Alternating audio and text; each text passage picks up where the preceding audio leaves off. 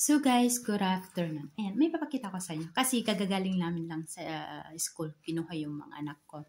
Then, pagka-uwi, inuwi ni Camila itong isang kwaderno niya. Actually, inuwi na niya to kahapon. So, di ko alam kung pepermahan ko o ano. Kasi nga, every na mag-iuwi sila ng kwaderno, every Friday na mag-uwi sila ng kwaderno, kailangan naming pirimahan mga parents kung ano yung mga ginagawa nila sa school. So, kailangan mong i-check yun every time na mag-uwi sila ng libro o every time na mag-uwi sila ng books.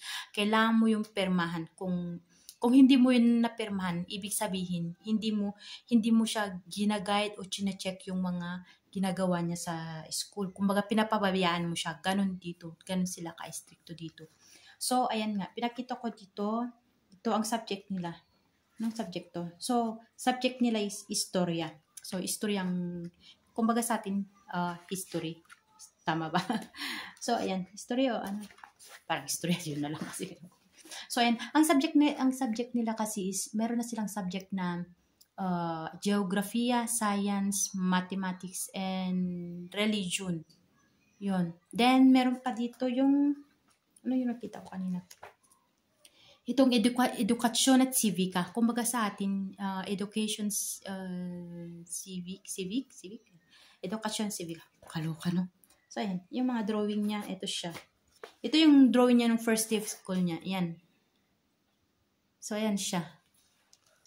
Hindi ko alam. Drawing niya to. Siguro siya to, ano, si Casiliana. Ayan. Then, yung grass. Yan, yung, tawag dito yung tree. Then, ito yung sun, araw. Yun. Yan, ganun siya mag-drawing, no? Di ba? Nakakatuwa. Then, ito pa.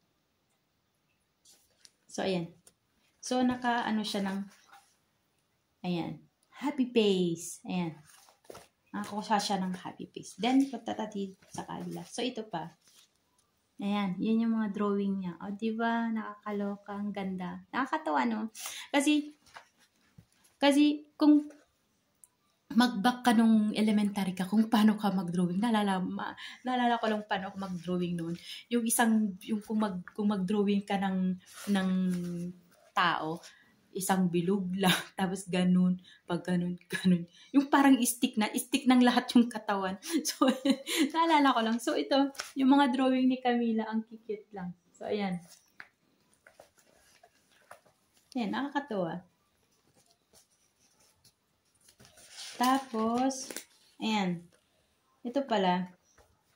So, nag-start sila dito sa parola gentile o in English is parol gentil. Yung ba gentil? Yung mga words na alam mong ano siya, yung good morning, thank you, welcome. Ayan. Ang hirap pa sino pag matagal ka ng ano, no? Please, ayan, ito na ang kasulat. Buongiorno. Buongiorno means good morning. Then, grazie, thank you. Yung prego, you're welcome. Then, per favore, please. Yun, yung mga, scusa means sorry. Then, puso, kumbaga, maaari ba, ganun. Yung permeso, kumbaga, makikiraan, yun. Nakalimutan ko na ano kasi. So, ayan, yung mga, nag-umpisa sila dito. So, ayan. Ang dami na nilang nagawa. And then, meron din silang subject na religion. Actually, ang dami lang ano ngayon eh. Ang dami lang ano dito. Yung education, civic, religion, history, geography, mathematics, science. Yun.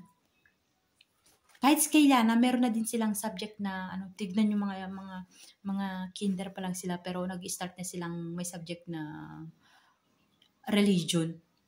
Pero mag-start sila ng 5 years old. So, meron silang religion tsaka physical education, yung gymnastic lang, yung mga mag-exercise lang sila, ganun lang ang ano lang para bago sila mag-enter sa elementary, alam na nila, kumbaga, ready na sila sa mga ganong subject. So, ayan. So, sila na meron na din. So, kahit kay Camila, so, nag-start na din sila ng kinder nila ng religion, tsaka yung motorina o yung gymnastic, yun. Tsaka religion. So, ayan. So, nakalimutan ko. Meron din silang subject na music si Camila. So, ayan. Ang dami na. Mag-grade 1 pa lang pero marami na silang, so nag-start na sila. Then, ayan. So, pinirmahan ko na. Ayan.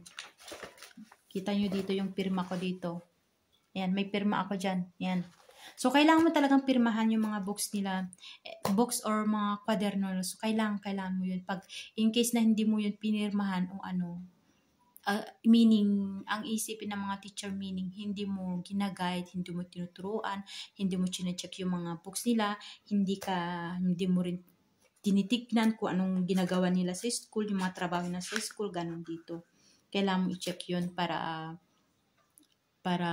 alam nila na ginaguide mo talaga yung anak mo. Then, every Friday, doon nila inuuwi yung mga kwaderno nila para pirmahan mo lahat yun. Kung mga 4 na kwaderno ang inuwi niya, kailangan kontrolin o check up lahat yung mga ginawa niya. Then ipipirmahan mo yun. So, ayun na nga. So, every time nakikita ko yung mga trabaho ni Camila, as in, na-amaze ako dahil kung isipin mo nung mga grade 1 ako, wala akong ganong trabaho. Wala akong ganong drawing, lahat. Wala, as in, nakaka-amaze yung mga kwaderno ni Camila na inuwi niya. Minsan yung mga quiz niya, minsan natutuwa kami yung mga quiz niya, as in na nakakatuwa, as in, makita mo yung mga quiz niya, mga 100, minsan mga isa lang ang wrong niya, ganun. So, sabi ko sa kanya, tinatanong ko siya kung nangopya ka ba, sabi ko, hindi, sabi ganun. So, sabi ko sa kanya, kasi minsan nagkaroon siya ng sad face. Nagkaroon siya ng sad face. So, sabi ko sa kanya, okay lang yan, at least, para matuto ka. Kung nangopya ka naman, useless lang. Kahit sabihin mong tama yung kinopya mo, kung nangopya ka lang naman, tapos tatanungin ka ng teacher mo, questionin ka niya, pero hindi mo naman naintindihan, useless lang na magkaroon ka ng happy face or grades na 100 kung kinopya mo rin lang naman. At kung nagkamali ka man, okay lang, at least maiintindihan mo kung bakit ka nagkamali. Then, another proof mo naman na i-correct yung pagkakamali na yun. So, yun ang lagi kong sinasabi sa kanya para matuto siya. Ayoko yung nangungupya siya tapos siyempre alam mo ng mga bata, kailangan ding nila, normal lang naman yun sa mga bata. Pero kailangan ding i-correct sila para maintindihan nila yung mga ginagawa nila. So, ayan, mga nanay. So, ayan. Pakita ko yung mga drawing niya. Ayan siya. Ayan. Magkikit, no? Then, ito. Ayan, yung may happy face. Ayan, nakakatawa yung mga drawing nila, no? Then, ito. So, ayan, guys. Ayan. Di ba nakakatawa?